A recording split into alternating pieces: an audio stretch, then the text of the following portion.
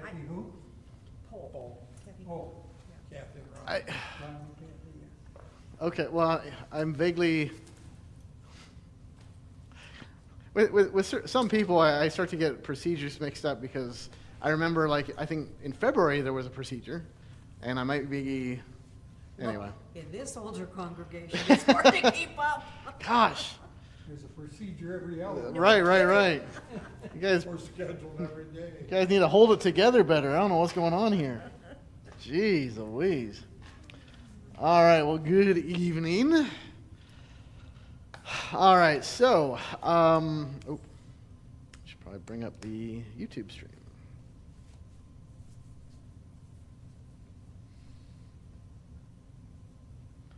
One second.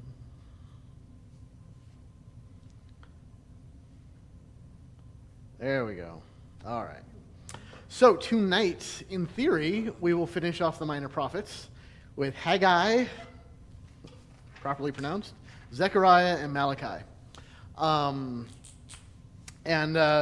We'll probably, this shouldn't be too bad. These three are post-exilic prophets. Can you see that on the... You don't have anything on Malachi. No. So when I was doing Must the... have been a super minor prophet. Yeah, when I was doing the handouts, I didn't... I had something come up in the afternoon, so I wasn't able to finish out. So you got a pretty decent chunk of Haggai, which is only 2 chapters long. Then you've got some highlights in Zechariah and just nothing in Malachi. No big deal. It's amazing how the prophecy pinpoints everything that happened. Oh, yeah. So yeah, there's some... Basically, Haggai is the one where we might spend a little bit more time talking about just sort of the application to current times. Zechariah is going to be the one that has the most prophecies about Jesus. Like, he's the one where it's like just all over the place. And then Malachi is particularly notable because he's the last prophet, basically the last word of God that is recorded until Jesus. So Malachi speaks, and then for 400 years there's a gap. And that's the intertestamental times. So these are all post-exilic prophets. These are guys who are doing their thing after the Jews return from Babylon. So, and basically, Haggai... Okay, I was talking to people here. I always say Haggai, which isn't right. It's Haggai. But I'm not going to try to... Yeah. Haggai, yes. So how long before Rome came after they returned? Rome came in, when before exactly, I can give you a date here. I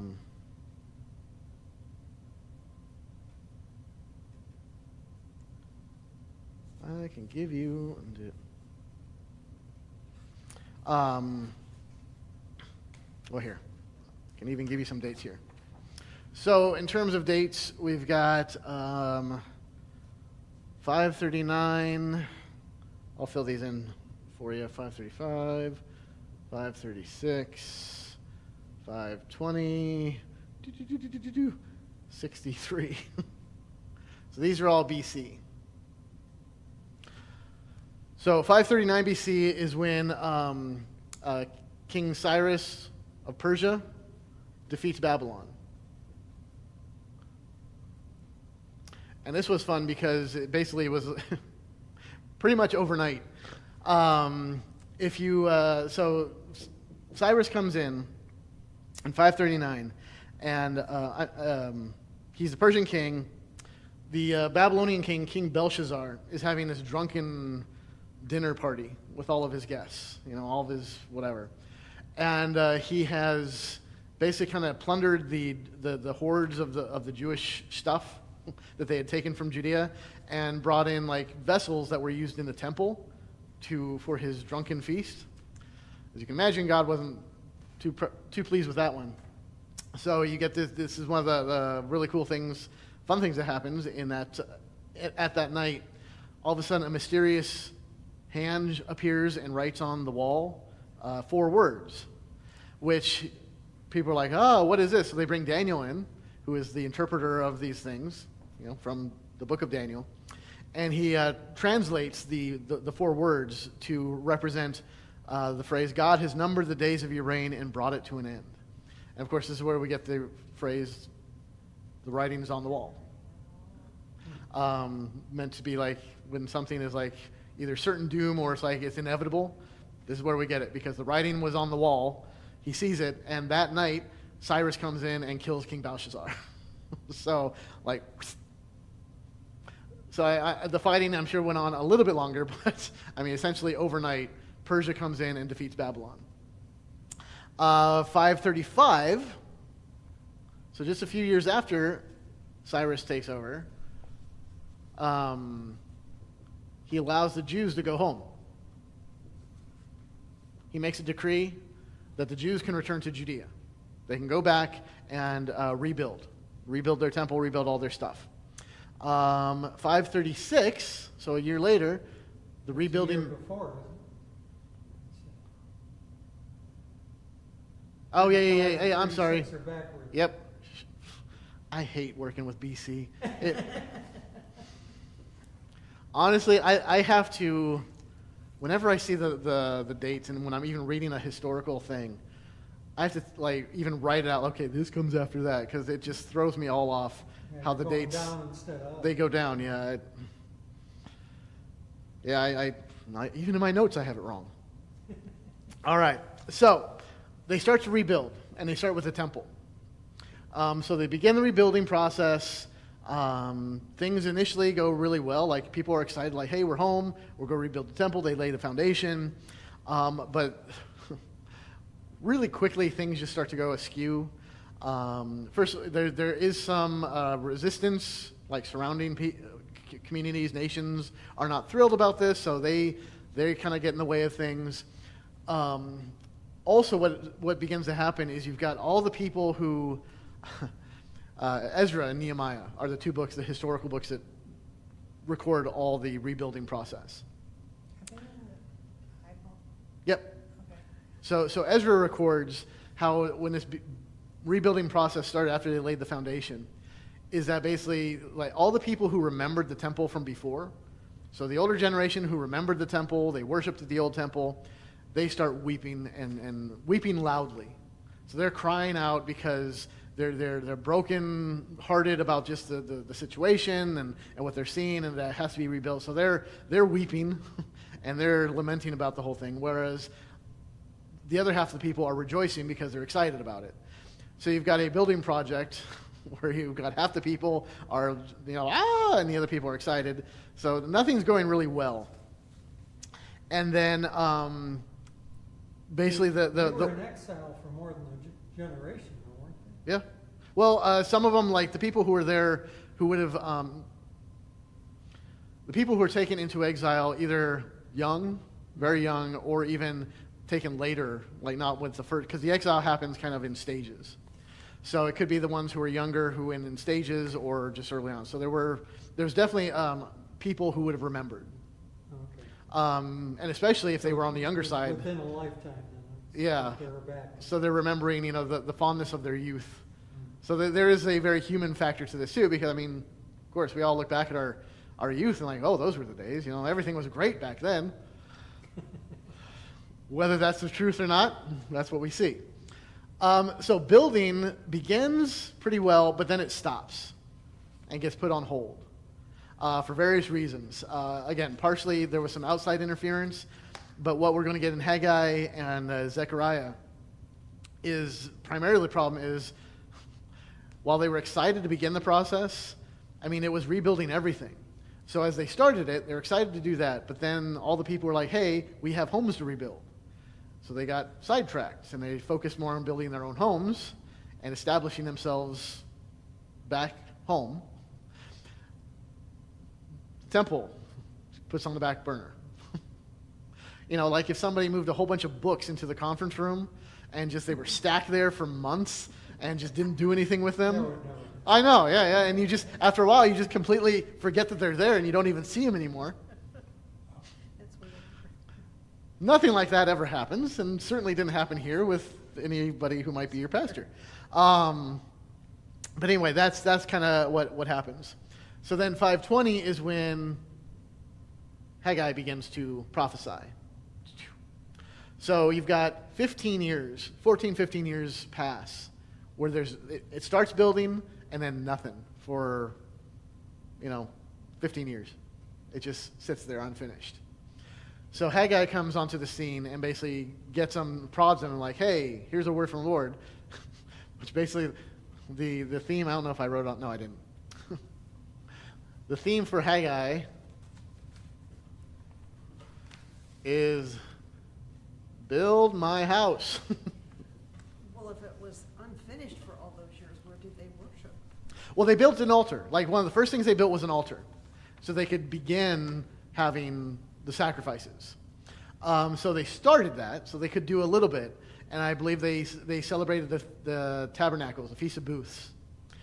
But properly, I don't think they could, if I remember correctly, they couldn't celebrate the Passover until the temple was finished. So yeah, basically, Haggai comes on the scene, and his message to him is like, hey, your priorities are wrong. He's like, God is telling you, like, hey, rebuild my house. This is important.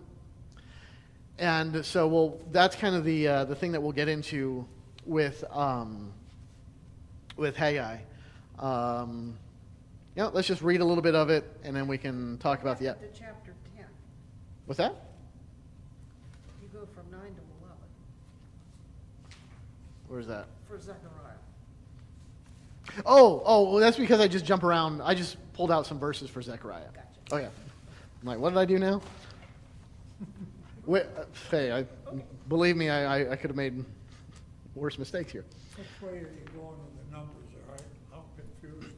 Well, he talked about that. BC, they're different than what. Right, yeah. But the last one is 520, is it? Yep. And then you jump to 6, that's Oh. going back up. No. Because then you get to 0. And then, I couldn't see from here, I'm sorry. so 63 is when Rome comes in. 63, okay. I thought it was 600 and something. Oh, no. So that's our timeline. I got it now. So I've got, this is honestly most of the book of Haggai. So chapter 1, verses 1 through 14. In the second year of Darius the king, in the 6th month, on the first day of the month, the word of the Lord came by the hand of Haggai the prophet to Zerubbabel, the son of Shealtiel, governor of Judah, and to Joshua, the son of Jehozadak, the high priest. Thus says the Lord of hosts, these people say the time has not yet come to rebuild the house of the Lord. Then the word of the Lord came by the hand of Haggai the prophet.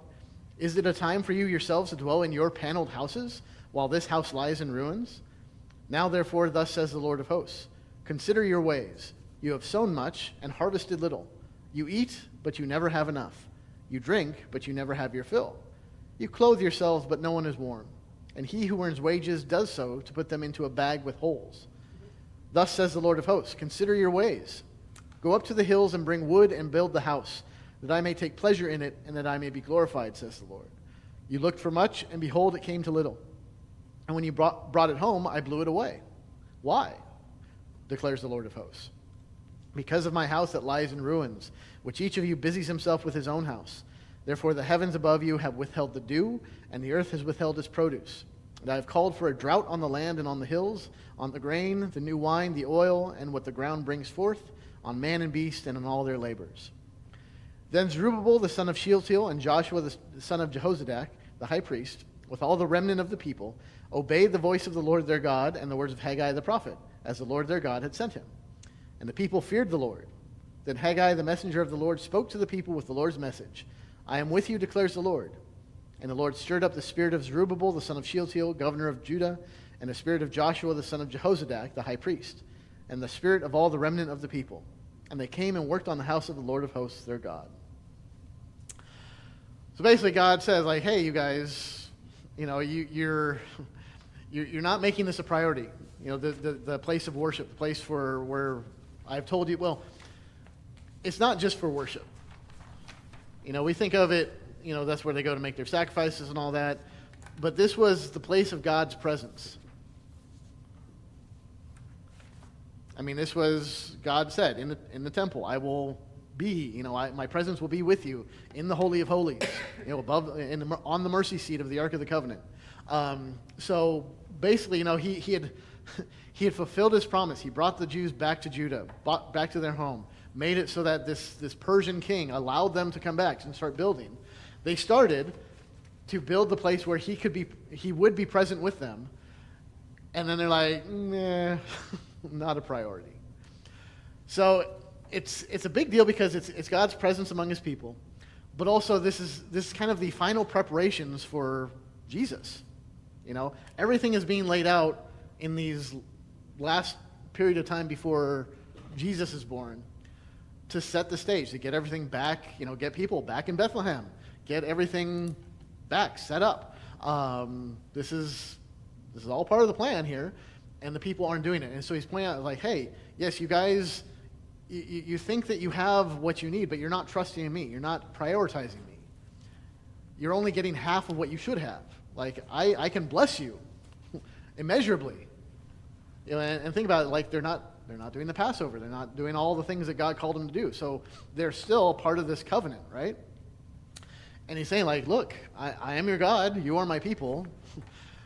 You just came back from the judgment on the people who rejected me and decided to turn away from me. So he's like, you started well.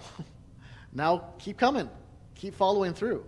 And I think probably the most incredible thing here is Haggai says, God says rebuild the house, and then everybody does it. Everybody listened. The government, the church, and the people. You actually had all three. They listened and they worked together to finish the temple. And they did so in 4 years. They got it done. So yeah, it's kind of a big deal. Let's see what I... So everything that is God speaking is in parentheses here? Is that? Well, anytime he says, thus says the Lord of hosts. Okay.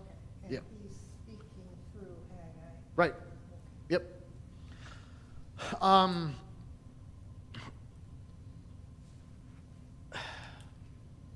So the post-exilic prophets, I think, are probably more applicable in a general sense to us today than the pre-exilic prophets. And I think part of where things get kind of squirrely with the pre-exilic prophets is that, I mean, almost all of them except for what, Jonah and, not Obadiah, Habakkuk. All of them are preaching and prophesying to Israel, to believers, to the people of Judah, the people of Israel. So basically, you get this in your head. You think, okay, what were the prophets always doing? Calling people back to God. They were basically just working with the church. So all of the sin, all of the idolatry, all of the adultery, all of the horrible things, just detestable things that were going on essentially in the Old Testament version of the church. And a lot of times people will go to the prophets and they'll see idolatry, adultery, horrible things. And they'll say, see, the world, and they try to draw a line from the prophets to the world. It's like, no. This stays in-house. Like the prophets directly are speaking to the house, to the people of God. So, if you want to properly kind of apply what the prophets are saying, it's an in-house thing. Like we are looking at ourselves and being like, what's going on? What's the problems? What are the issues? And you could look at Christianity as a whole. Are there sections of Christianity where there are issues? Yeah. We certainly could apply a lot of what the minor prophets are saying to Christianity as a whole. So that's applicable all the time, but that's within the church. The post-exilic guys also to the church, but you don't see kind of the wholesale rank idolatry, paganism, whatever, across of all Christianity that I would say you saw in the minor prophets. Like, yeah, there's pockets of it, And certainly, I would look at, hey, I'm biased, but looking at the LCMS,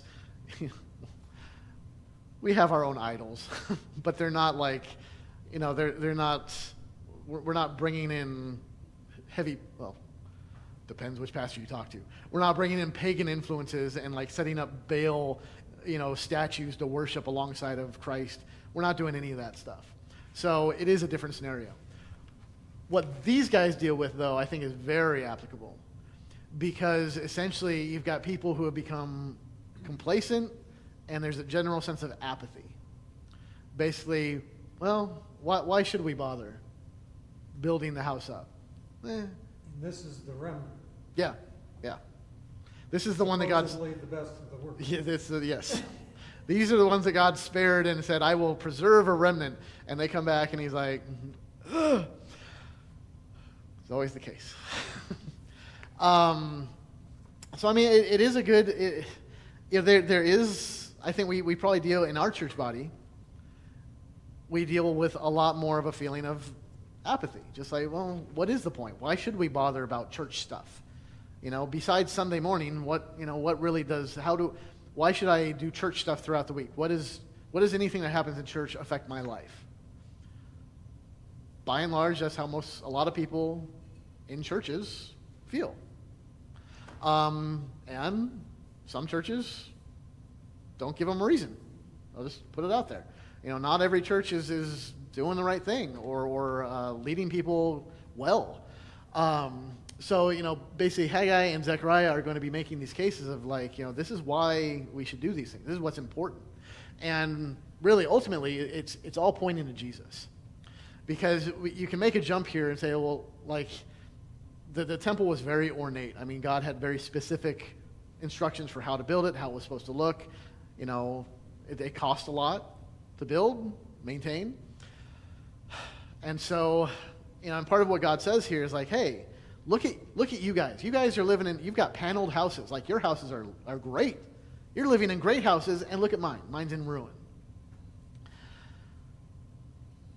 Now this gets to a fun discussion. When they rebuilt it to the same specs that David had. Not at, well... Was it David that built the original? Solomon. Okay.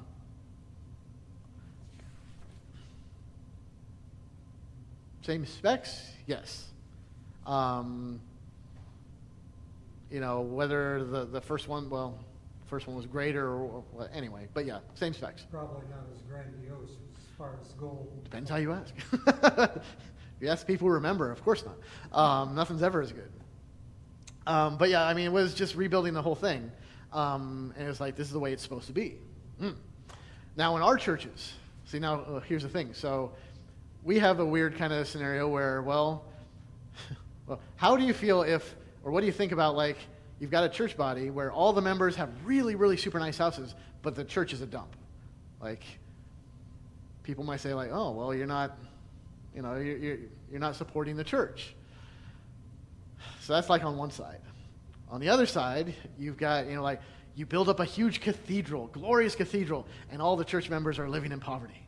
It's like, well, that's a different problem. So for us in our times, it's like, well, where is that nice middle ground?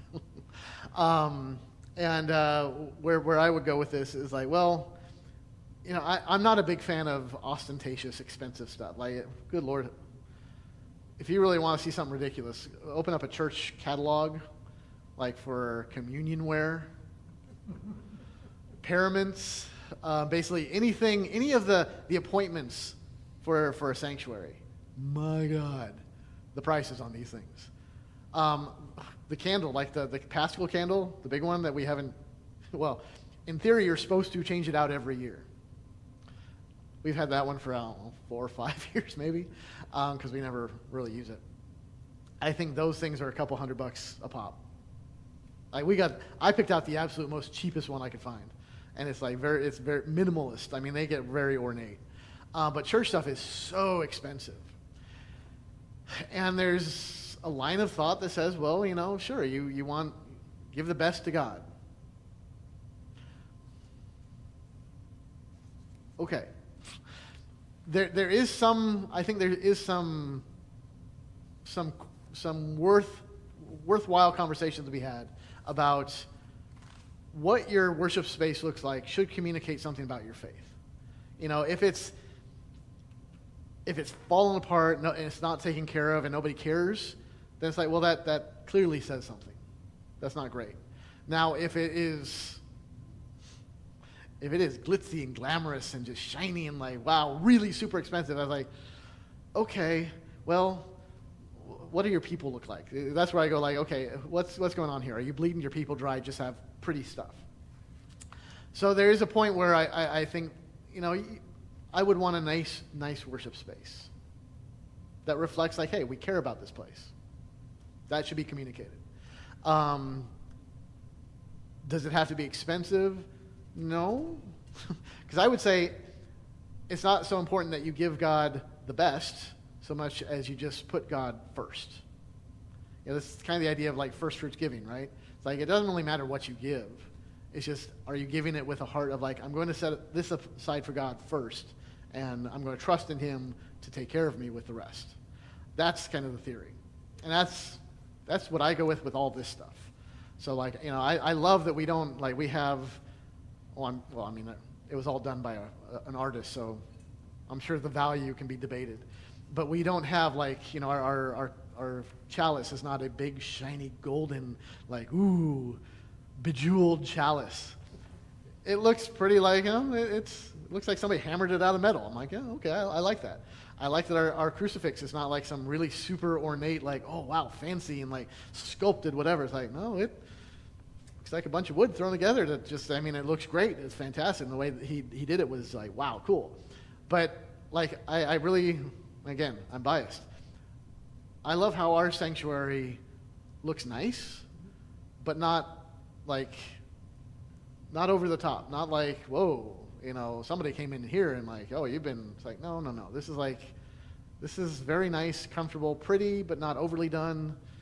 Kind of like we're sparing with the stained glass. It's like, it's there, but it's not overwhelming. I like the feel.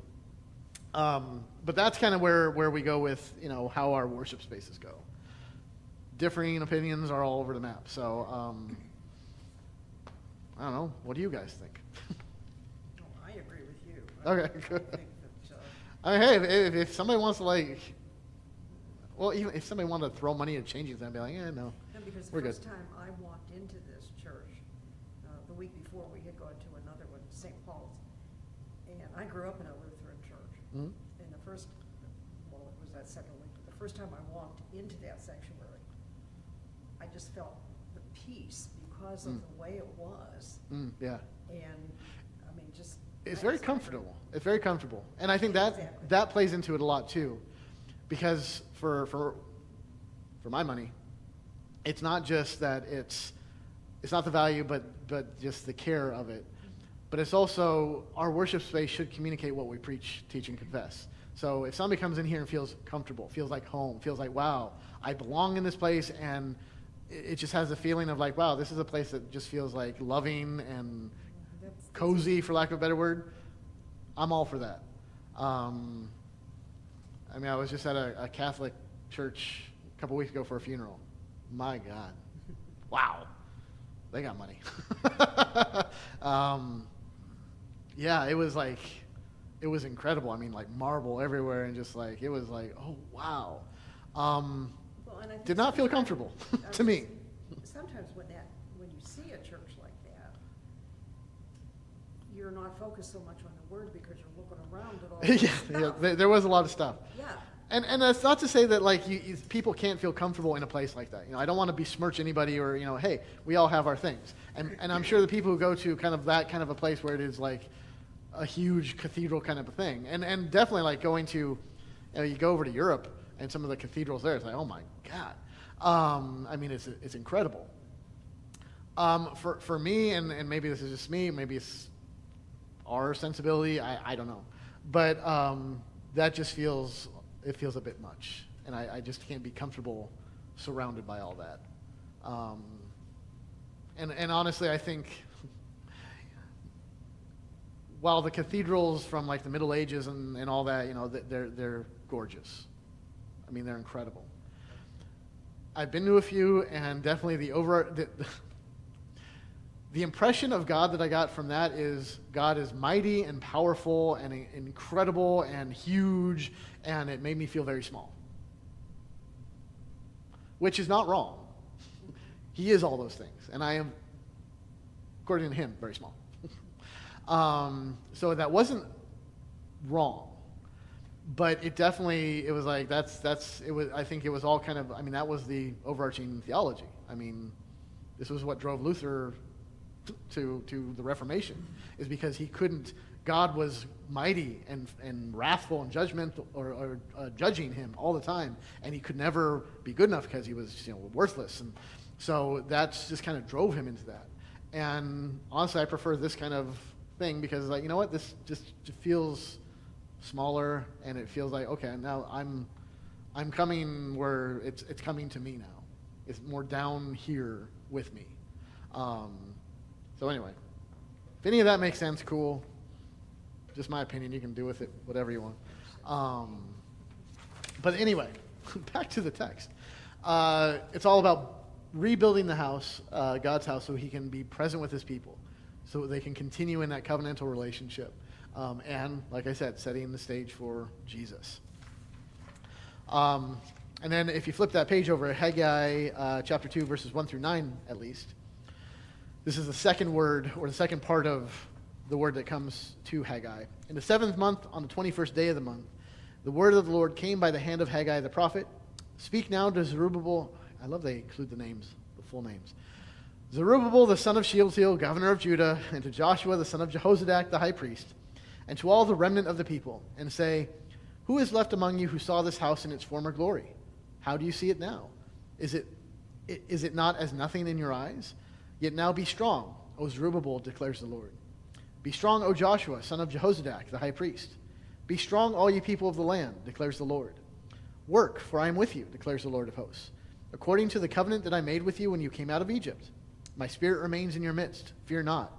For thus says the Lord of hosts, yet once more in a little while I will shake the heavens and the earth and the sea and the dry land. And I will shake all nations so that the treasures of all nations shall come in, and I will fill this house with glory, says the Lord of hosts.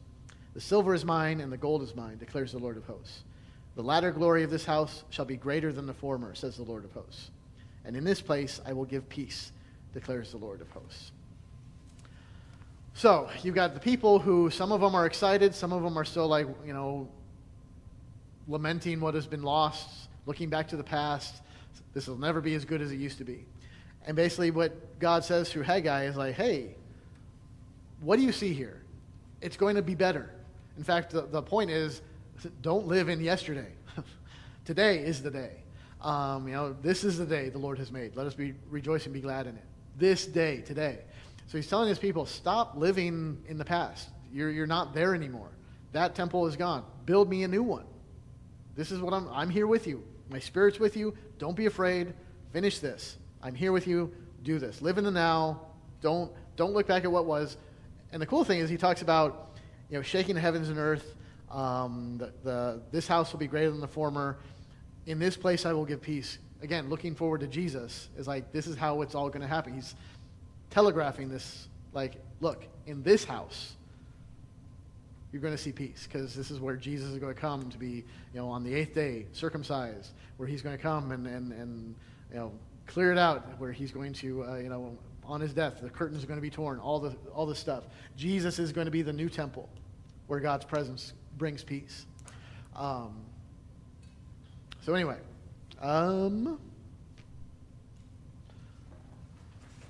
didn't even look at my notes for that one. What else can I say about that? What was he talking about? The silver is mine, the gold is mine, declares Well, just that everything belongs to God. That he will bring. Well, and again, he's moving to like, okay, I'm going to be doing a thing. That's going to shake the world, the foundations of everything. So he's talking about, so yes, I'm going to bring riches and prosperity and peace and good things, but not in the sense of like, okay, you guys are going to get the gold and silver of the world, but like all the riches are going to be, I'm going to bring. So yeah, it all points forward and is fulfilled in Christ. All of this is Haggai speaking, Yes. God speaking through Haggai. Yes. Who wrote this down? Haggai. Okay. Yep. Haggai. All right. Cool. So then the second one is going to be Zechariah. Get my notes here. All right, so Zechariah is a contemporary of Haggai. So he's doing his thing about the same time. In fact, when Haggai started, Zechariah started 2 months later. So they're literally contemporaries.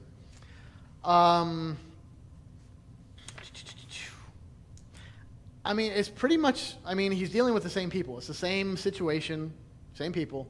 But whereas Haggai is kind of focused on, hey, rebuild this temple, Zechariah is going to be way much more about, hey, persevere because the Messiah is coming. So if Haggai is saying, like, build my house, God is saying, build my house, Zechariah is saying why they should. Like, if people were like, well, why should we? Zechariah is kind of the answer to that, because the Messiah is coming. So I've got, so it's a bit longer.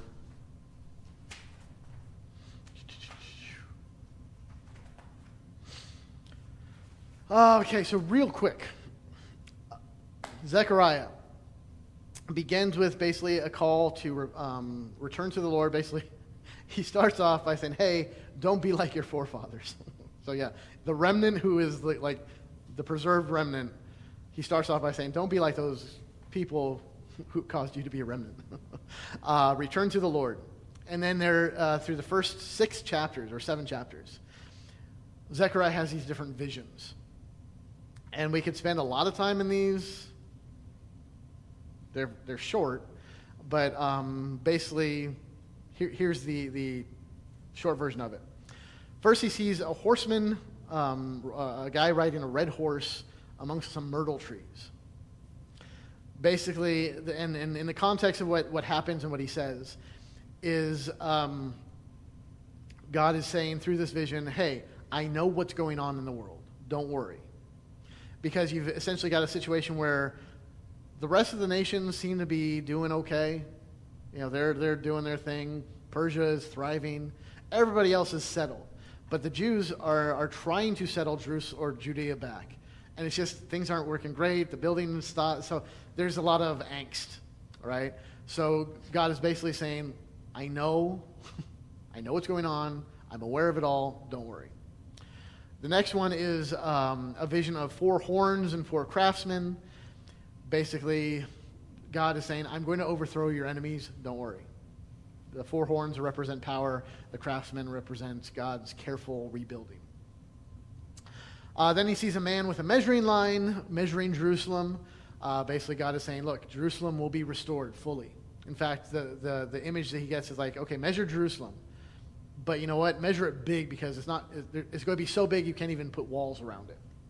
So God is saying, look, what I'm going to bring will be protected. You won't even need walls.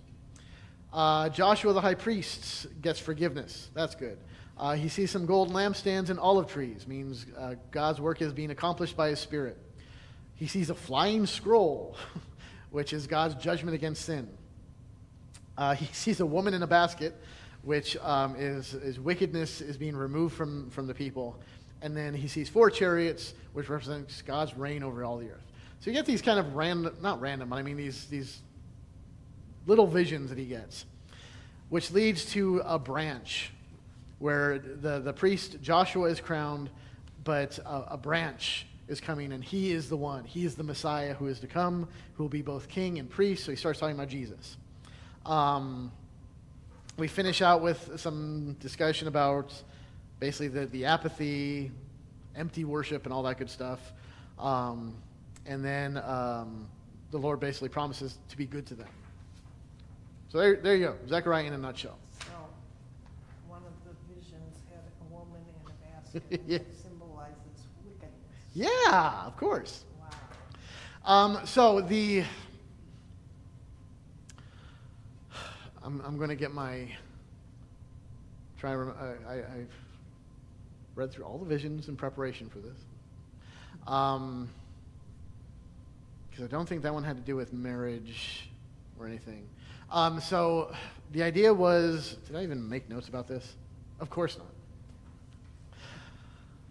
not. So the image was, there was this basket that was lowered, and they opened the basket, and there was a woman inside. So they sealed it. Yeah. Product of the times, you got to go with it, right? So the woman represent wickedness, and basically God was saying, okay, I'm going to seal this up and remove it from you for a time until that time when it's basically kind of what you see in the book of Revelation, where God, he sees a vision of Satan being bound and then imprisoned for a length of time until the very end when he's released. It's kind of a similar parallel vision. Why is the woman representing wickedness? I mean, you would probably go with, especially coming off of the prophet's imagery of spiritual idolatry and infidelity, is that God is always the bridegroom, Israel is the bride. In the church, we have Jesus as the bridegroom, the church is the bride. And so especially throughout the minor prophets, think Hosea, the prostitute he was called to marry was to represent the wickedness of the people, the people of Israel, the people of Judah, who had forsaken God and were whoring around with other gods. So that would probably be the likeliest scenario of why it's a woman in there. But He had them all. again, it's not our modern sensibilities, so. He had them all in the basket and he let them out?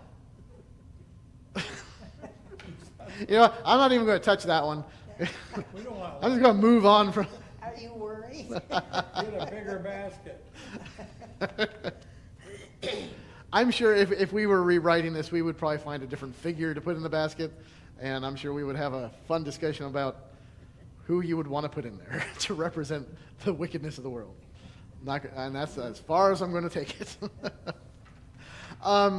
So then I do have this printout here about the messianic prophecies in Zechariah. And as I said, the book of Zechariah has the most direct references and clear references to Jesus. So chapter 9, verse 9, you've got this, great Palm Sunday text. Rejoice greatly, O daughter of Zion.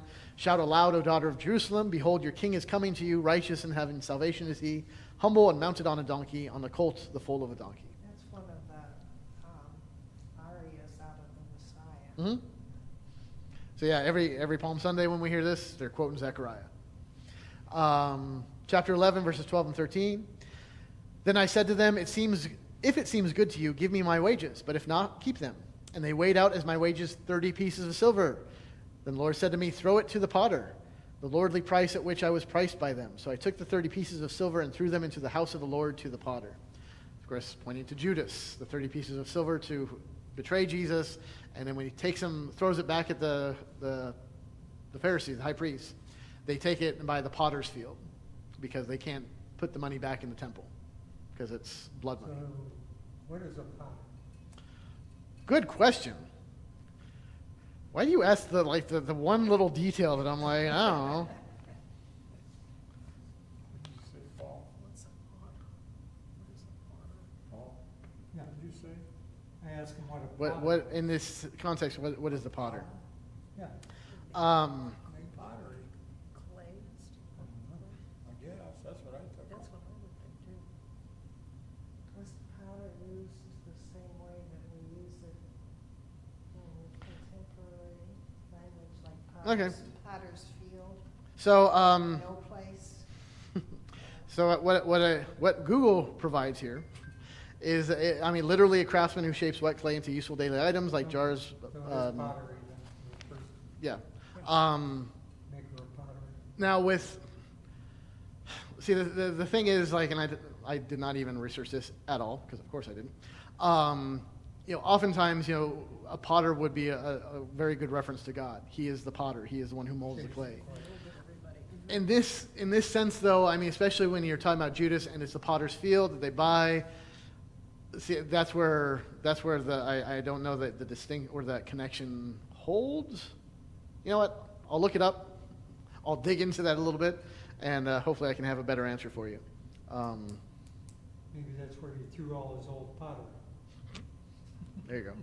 Broken pieces. Well, we got potters here. like- Well, there's something to that too, yeah. Chapter 12, verse 10, and I will pour out on the house of David, and I pour out on the house of David and the inhabitants of Jerusalem a spirit of grace and pleas for mercy, so that when they look on me, on him whom they have pierced, they shall mourn for him as one mourns for an only child, and weep bitterly over him as one weeps over a firstborn.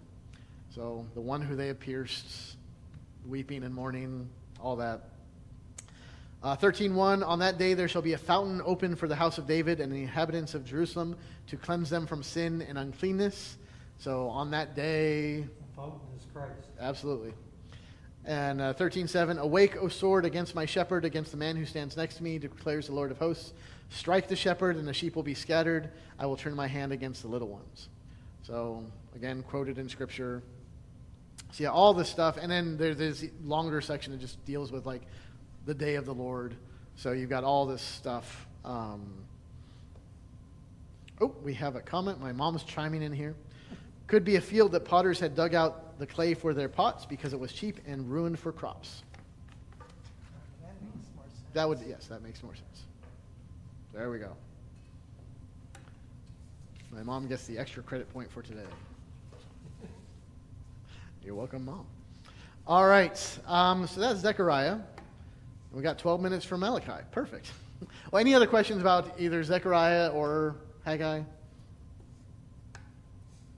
All that last, that 13:7. Mhm. I don't quite get what the symbolism there. Hold on one second.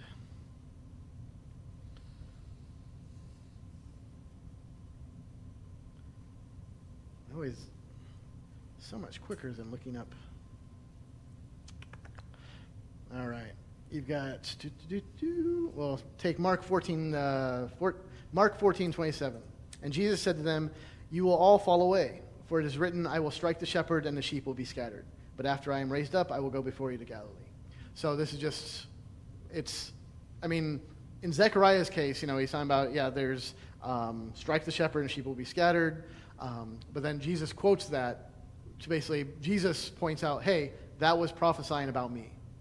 Disciples or Right. What's the point? But what if, Oh, this is this is when he's well, here, let me back up. This is at the Garden of Gethsemane. So the night Jesus was betrayed. They go to the Mount of Olives, and Jesus said to them, you will all fall away, for it is written, I will strike the shepherd, yada, yada, yada. Peter says, even though they will fall away, I will not. And Jesus says, truly I tell you, before the rooster crows twice, you'll deny me 3 times.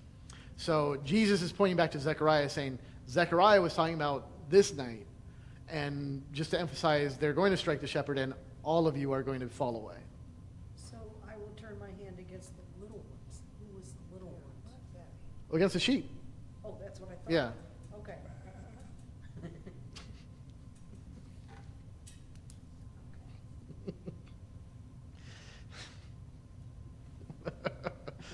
Ay. All right. So then the last one we have is Malachi.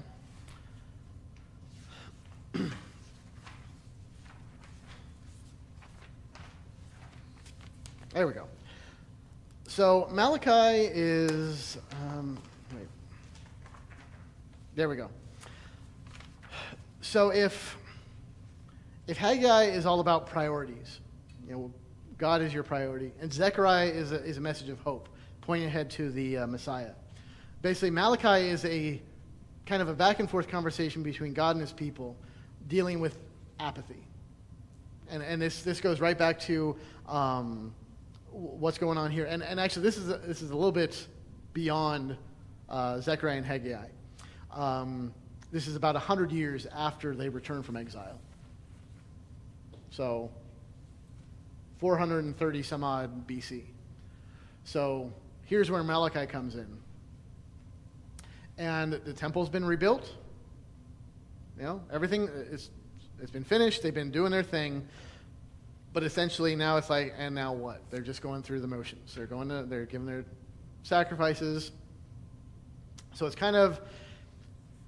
similar in a way to what was going on before the exile, where, you know, people were just kind of, their heart wasn't in it. But at the very least, they were they weren't doing anything. Nothing with idols. Right, yeah. So basically, that's why I say this is very, very applicable to today, because it's what you see in a lot of churches is people, they come to church, they go through the motions, they leave, that's it. That's essentially what Malachi is dealing with. That's the mode of the people. So he's confronting spiritual complacency, empty worship, and unfaithfulness. So basically calling the people back to like, hey, there's a reason for all of this. There's purpose behind all of this. So, what do we have here? Oh, wrong. There we go. So God begins by saying like, hey, I love you guys, and I have loved you. I've loved you. I've done all these things. I've loved you. And then the people respond, how have you loved us? Which, yeah. Good response. Oh, yeah. It's always a ballsy thing to get all like, oh, really, God? It's like, okay, sure. That's how you want to play it. So if you're going to ask God, how have you loved us? And basically his answer is going to be like, because I'm still here, you dolts. Because then he points out like, hey, you guys are the ones dishonoring me. And then he points out how there are priests who there's corrupt worship and there's corrupt priests. And not to say that the priests are necessarily like worshiping pagan gods, but they're bringing poor sacrifices. Like, you know, the sacrifice were supposed to be like pure, unblemished, you know, perfect lamb, right? They're bringing blind, lame, sick animals in and just kind of like, good enough. So, I mean, the priests are they're going through the motions. They don't care anymore. They're just like, they're getting the job done. Worship is being treated as a burden rather than a privilege. You know, rather than something that's good, they're just like, oh, all right, got it done. So they're like, you know, how have you loved us? He's like, because I love you. You are the ones who aren't loving me. Like, your priests have just dropped the ball all over the place. The priesthood was meant to teach God's word faithfully, but now it's leading people into this apathy. He points out that they're still being unfaithful, and he calls out two particular things. He says, hey, you guys are still marrying people who are devoted to foreign gods. You know, and that was the big thing from day one when God brought the people into the land of Canaan. He's like, okay, clear out the people. Don't marry people who worship other gods because it's going to bring all this idolatry and paganism in. That's what happened. So they start doing this again, and he's like, stop it. But then he also points out, and he says, and you guys are being unfaithful. You know, you men are cheating on your wives. You people are getting divorces. So he's like, this is the stuff that's going wrong. And it's the motif is marital infidelity. You know, and even with the priests, you know, they're supposed to be, you know, giving their best for their, you know, in their vocation. You got that whole bridegroom thing going on. But then you've got the people who it's like, yeah, you're marrying into pagan stuff and you're divorcing and all this stuff. So there's this kind of a warning in the background of like, hey, you're turning away from God. Like, you think this is all fine. It doesn't end well.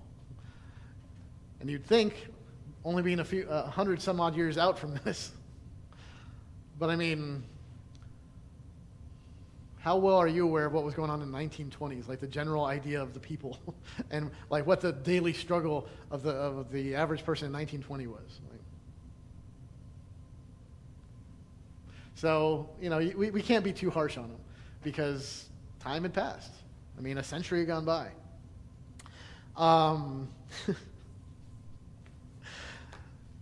So he answers them.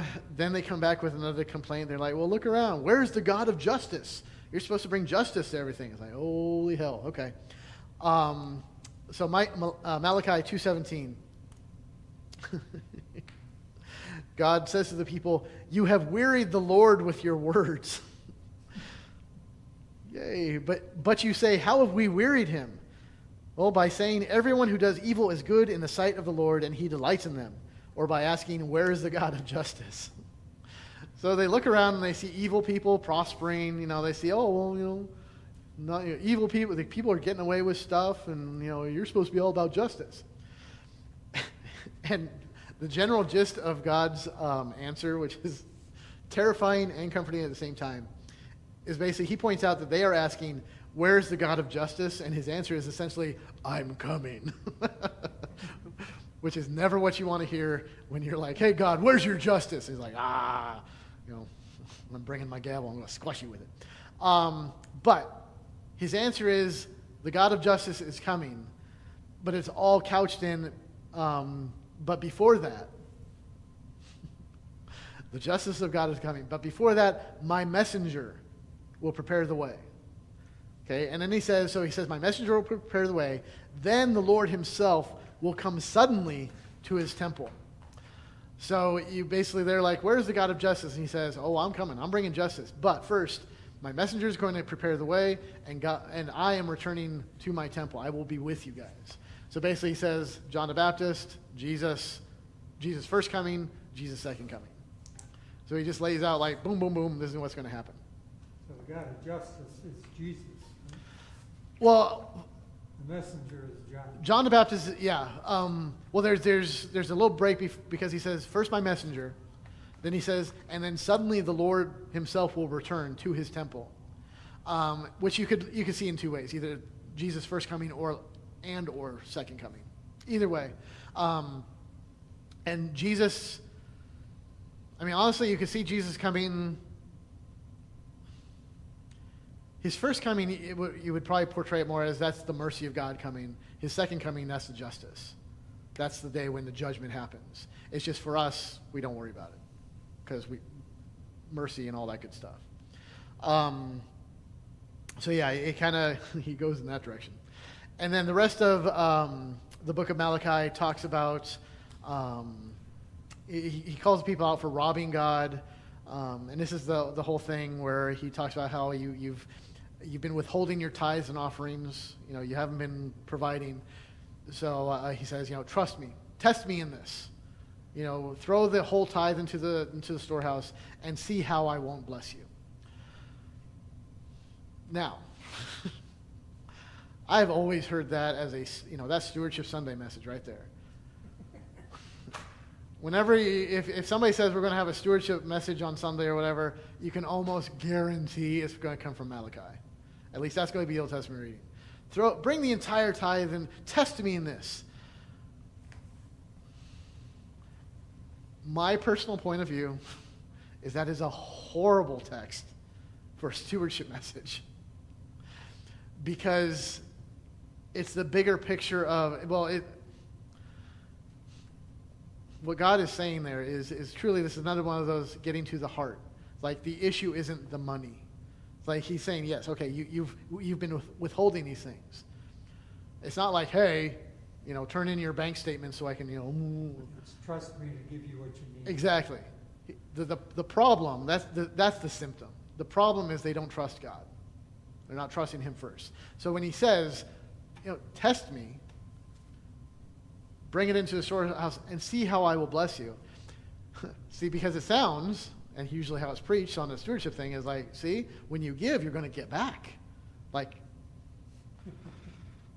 oh God, that's a horrible, horrible message because no. I mean, it could happen, but it goes way too much into that That's not the reason you want to give. Right, it's that televangelist, sow your seed, and it's like, oh, no. And really, it's like, okay, trust God. The heart's the issue. Trust in God. See how I won't bless you. And here's the thing. See, this is why I would never preach. Well, if I ever preached this text for a stewardship message, you guys and whoever's online, you'll be smiling because you'll know where I'm going with it. Because the way it's often portrayed is like, see, it's so awesome. You give your first fruit offering, and God, see how much God will return to you, restore to you, because that's God's blessing. It's like, seems to me, I read a whole lot of stuff in the New Testament especially about a bunch of guys who devoted their entire lives to God, and he blessed them with afflictions and sufferings and imprisonments and shipwrecks. And yes, these were actually all blessings because God preserved them, strengthened their faith. So where I would go with that is like, yes, by all means. The church council would probably kill me for it, especially, the gym treasurer would kill me for it, because I'd be like, yes, of course, bring in the whole tithe, and God will bless you by when calamities happen, he will strengthen your faith, and he will bring you through all those hard times that you probably were going to have because you don't have enough in your mind to live off of or whatever, it's not enough, but you trust in God. God will provide for you. In what ways? I don't know. Maybe in very painful ways. At least by our reckoning of it. I'm more of a realist when it comes to this stuff. And it's like, yeah, God does bless us richly through suffering. And I won't get into it, but like in our council meeting last night, I pointed out how even in a very kind of a narrow sense, having gone through like some brief periods of difficulty and conflict here, God actually brought a lot of good through.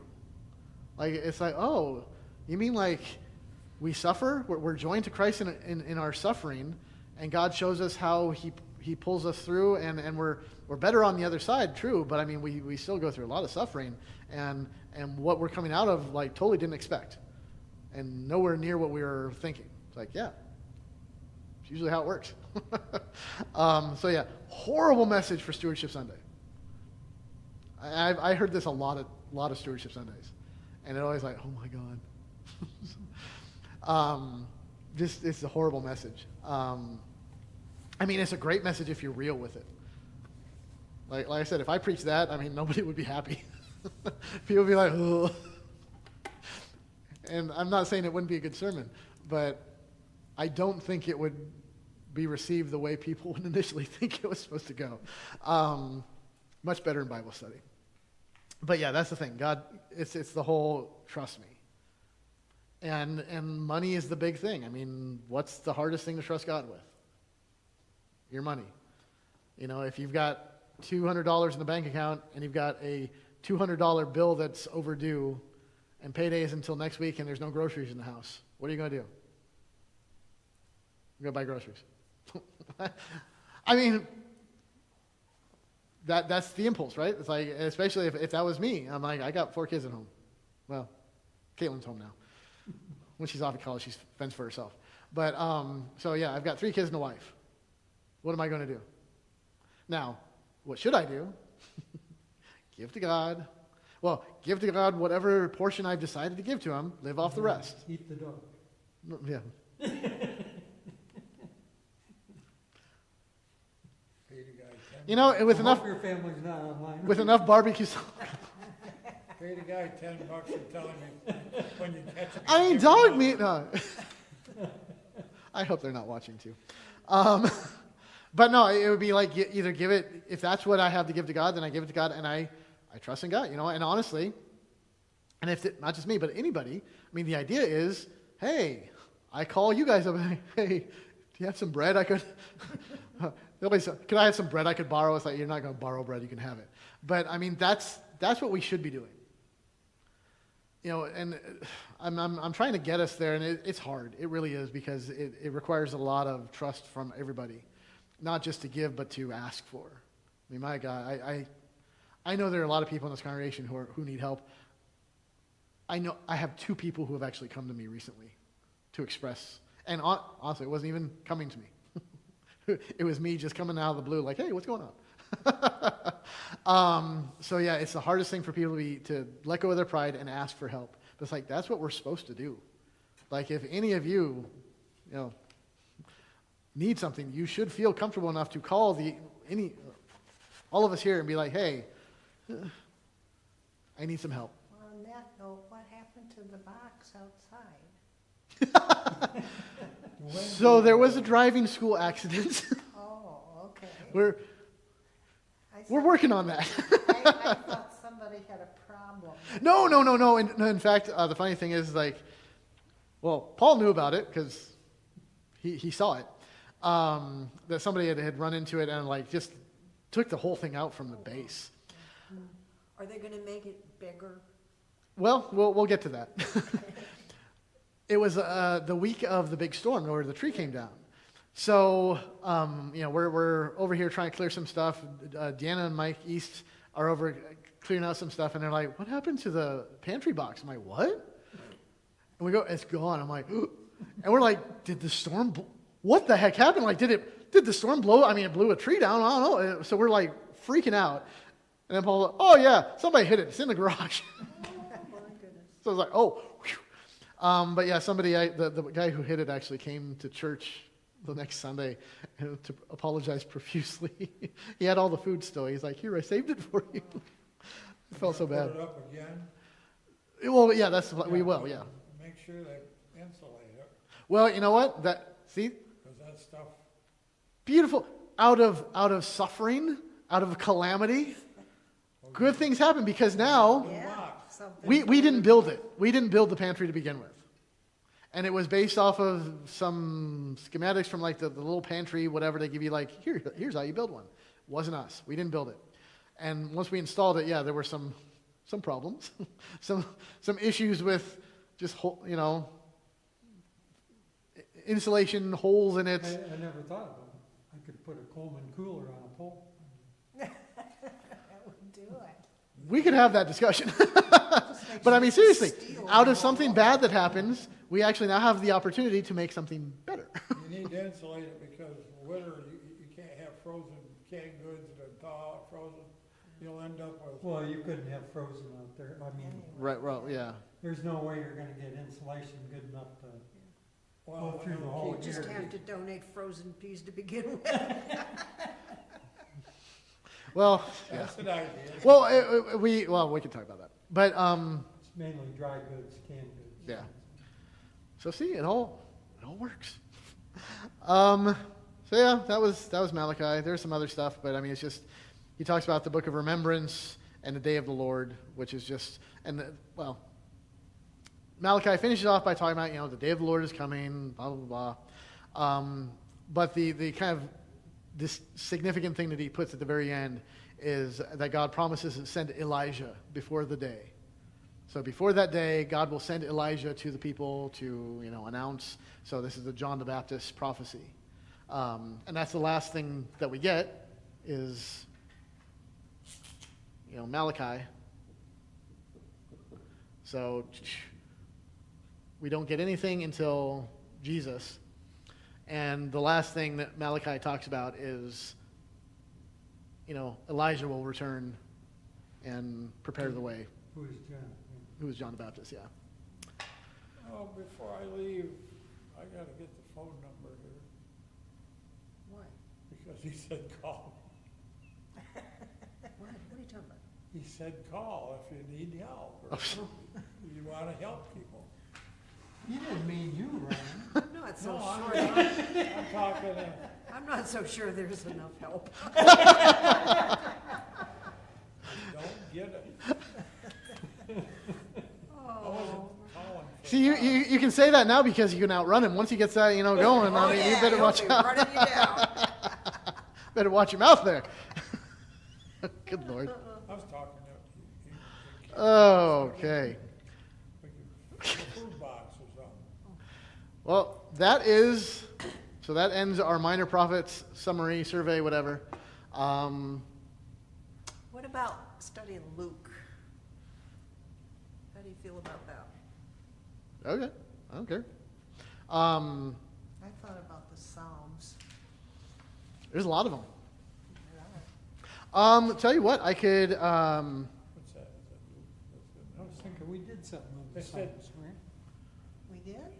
Isn't that? I don't know if I don't know. Not when Maybe I it was was a Jim. part of it. Oh yeah, it was Jim did Jim. something. Jim did, yeah. Is it Luke that, they said if he's gonna study one book, you study Luke, and it's got quite a bit of stuff in it?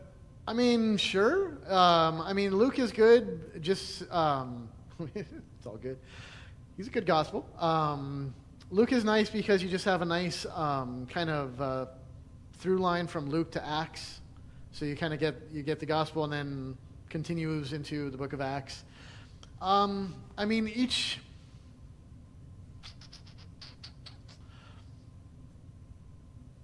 So I mean, we could definitely go through Luke. I mean, that would be a longer one because I mean, depending on how we did it, if it was like going through kind of how we usually do with like chapter by chapter, that'll go for a while. We could do a summary, more of a summary of Luke, or and I don't know if Jim's done something like this, but I mean, we only have a little bit of spillover from his class. We could do a few sessions on like laying the three synoptic gospels against each other to see like where they line up, the differences, the points of view, if that's it, I don't know. So Could throw some Psalms in there. What gospels? Matthew, Mark, and Luke. Okay. So yeah, we've got we call those the synoptic gospels. They're walking together because they're the narrative, and then John's more spiritual. John is its own animal. Yeah. The reason I ask is the reason we go out here to the truck stop once in a while, because they got big cups of coffee. And there's some guy who's got this thing on the counter, and he's handing out, They had a little box there that said free Bibles. Yeah, It's just free a Bible. little, it was Okay. books at and a each time. one's different. I happened to pick up the one that said Luke, Okay. but the next one that was still sitting there was maybe Matthew, I think, maybe. Okay. Yeah. Usually, yes. A lot of times, people have just like they'll give like one gospel Yeah, because it's a lot. It's not like a Bible. Yeah. But yeah, those are nice and handy. But You have eyes but cannot see. There you go. he's giving us stuff to people that are, truck drivers and stuff. Hmm. Old retired guy. That's cool. So we could do whatever. I mean, if so, we got an idea of Luke, some Psalms. We don't have to decide right away. I know some people will want to chime in too. So what I might do is just maybe for a week or two of filler, maybe I'll pick out some good Psalms to go through. There's some good ones. yeah. Oh, shoot. There's some really fun. I'll get the great ones where,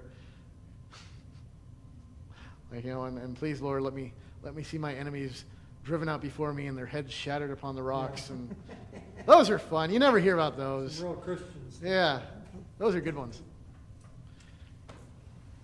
Duty of the restroom. All right. Well, thank you. Thank you. We did it. Yeah, we could do, Mary, what'd you mention? That's Psalms. Psalms. Yeah, we could do